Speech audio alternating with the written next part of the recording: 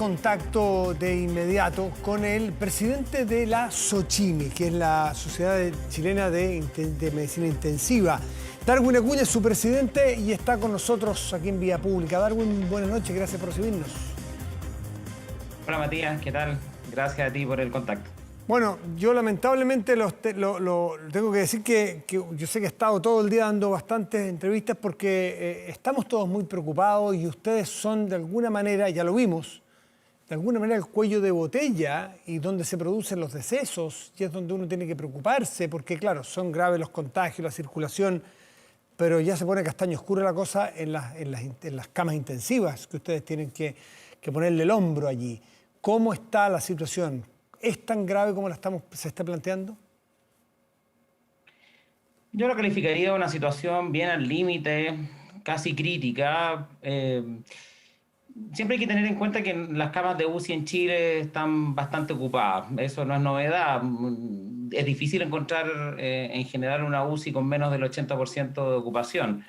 Pero obviamente cuando nos enfrentamos a una situación como esta, de una pandemia tan complicada, con una segunda ola que ha sido bien dura, nos asusta un poco porque todos los días tenemos, no sé, 160, 170 camas disponibles que prácticamente son virtuales y con un plan de expansión, pero con muchas limitaciones a ese plan de expansión. Entonces, estamos preocupados, lo hemos manifestado, nuestras UCI están muy llenas y nos preocupa sobre todo la cantidad de contagios diarios, que obviamente repercuten en una cantidad de días en nuestras UCI. ¿Podemos hacer números de alguna manera? Y disculpen que partamos de los fenicios. ¿Cuántas camas UCI había antes del 3 de marzo del año pasado? O sea, pre-COVID. ¿Chile contaba con cuántas camas UCI? Perdón, cama no es solamente un catre clínico, ¿eh? Camas son las personas, las máquinas, todo el entorno, ¿no es cierto? Eso es una cama. ¿Cuántas teníamos antes? Bueno, no había una claridad, no había una certeza muy evidente, pero estábamos más o menos del orden de 1.000 camas aproximadamente. Ya. Yo diría entre 900 y 1.000 camas de UCI antes de la pandemia o de la primera ola. Y ahí hubo de parte de la autoridad una intención, o se intencionó una ampliación del parque, si se quiere, de camas UCI. ¿Se llegó cuánto en su pic? Bueno, el esfuerzo máximo que se llegó fue a tener más o menos 3.200 camas abiertas en forma simultánea y en forma asincrónica, sumadas más o menos como 3.500. Ya. Es un esfuerzo bien impresionante y un logro del sector público y privado, del sector médico, impresionante el que logró Chile. Partamos por ahí, ¿no?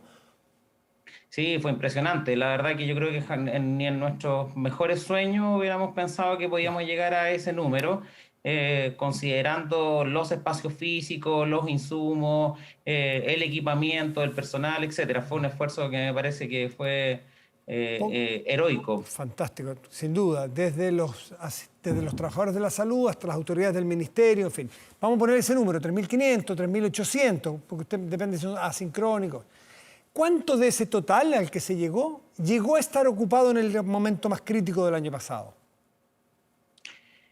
Bueno, no hay que olvidar que obviamente en ese momento la mayor cantidad de pacientes eran COVID, 80% aproximadamente, pero habían también no COVID. Entonces, en el fondo, las 2.300 camas que te comentaba antes en forma sincrónica fueron las que se llegaron a ocupar en un momento, 3.200 más o menos. 3.200.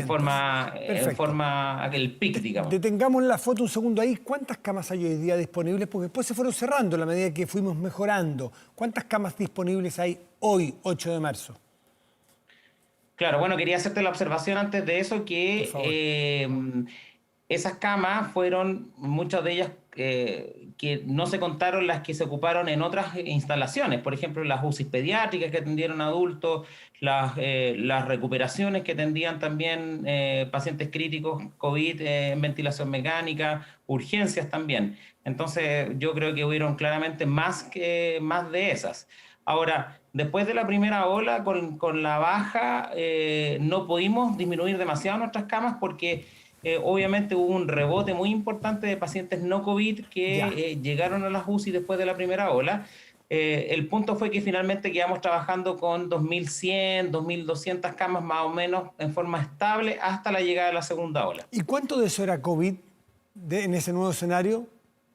El valle de pacientes COVID en ese escenario fueron 35%. Ya. Entonces, ¿ahora qué queda? Queda ampliar nuevamente el parque disponible hasta 3.200 de los 2.500, todo un número muy grueso. Y lo otro es ir mutando nuevamente a más pacientes COVID, ¿no es así? ¿Y eso es factible en el corto plazo?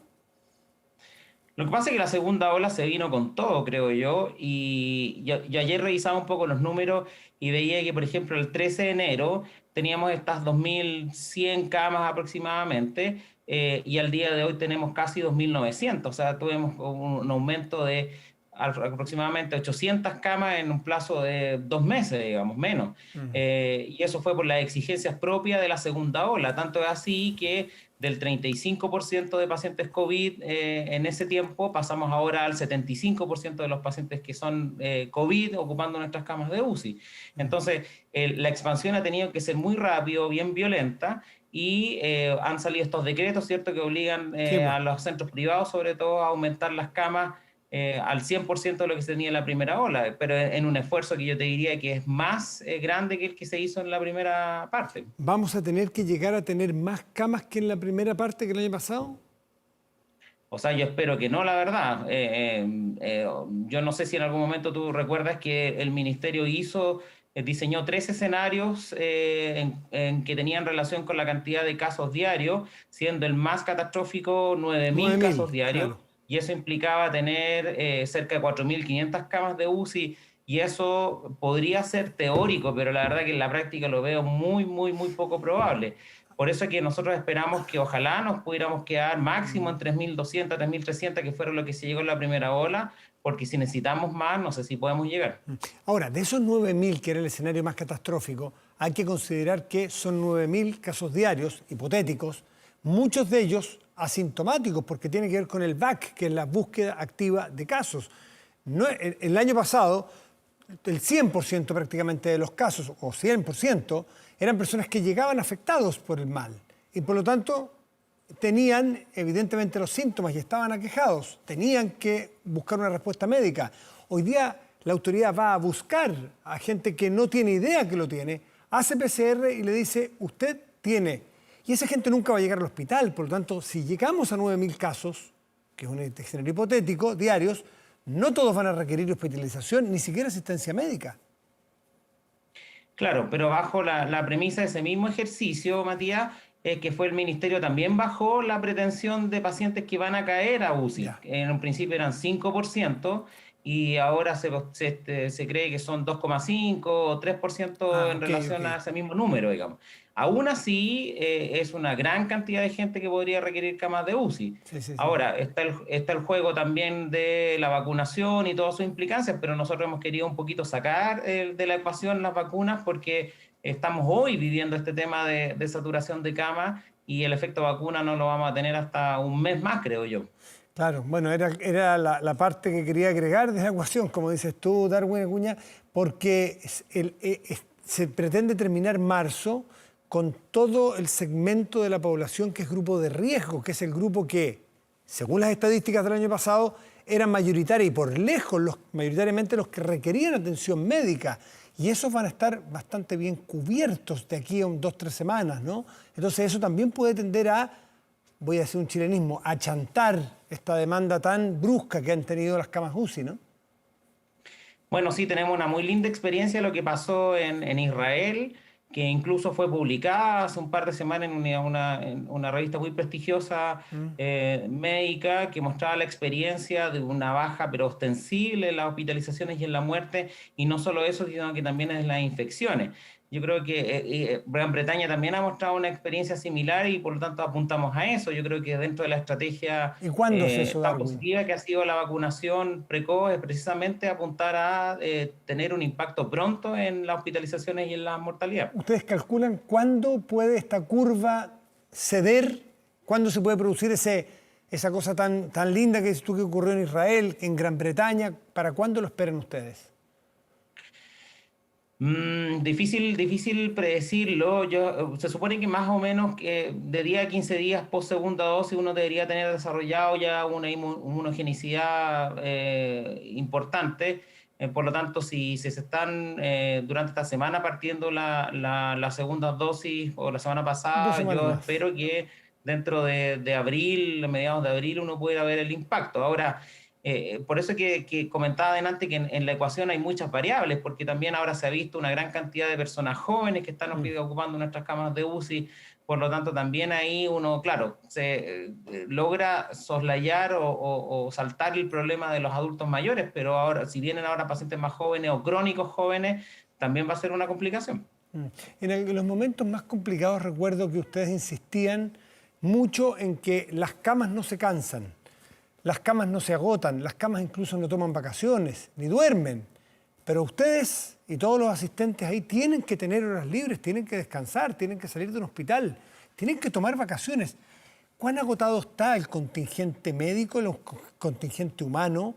¿Cuántos de ustedes pudieron salir de vacaciones, aunque sea una semana, este verano para enfrentar esta tercera ola? Es decir, ¿cómo pilla el capital humano médico esta tercera ola?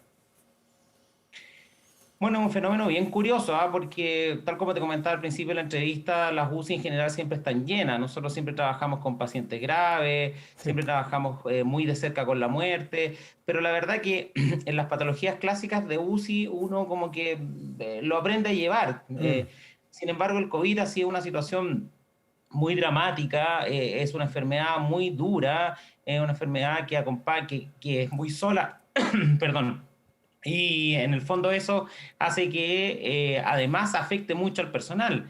El personal estuvo solo, con miedo a enfermarse, muchos se enfermaron, lamentablemente muchos fallecieron también. Entonces ese desgaste se produjo en forma muy acentuada en el personal de salud, con unos índices de burnout que nosotros en una reciente encuesta publicamos que era casi el 87% de las casi 2.000 personas que respondieron.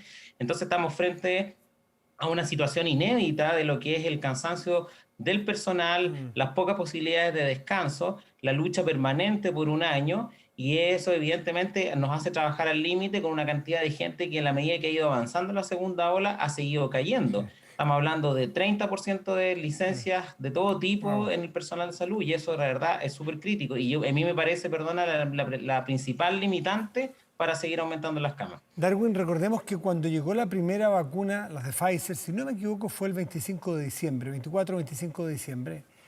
Acertadamente, pienso yo, ustedes podrán decir lo mismo, a lo mejor, se privilegió a justamente el sector que tú representas hoy día, las personas que están en la primera línea médica para vacunar. Me imagino que a esas personas ya se le pusieron las 2 dosis, por lo tanto ya están cubiertas, están con la cantidad de inmunidad suficiente para trabajar bien. ¿Eso se ha notado en el entorno médico de ustedes?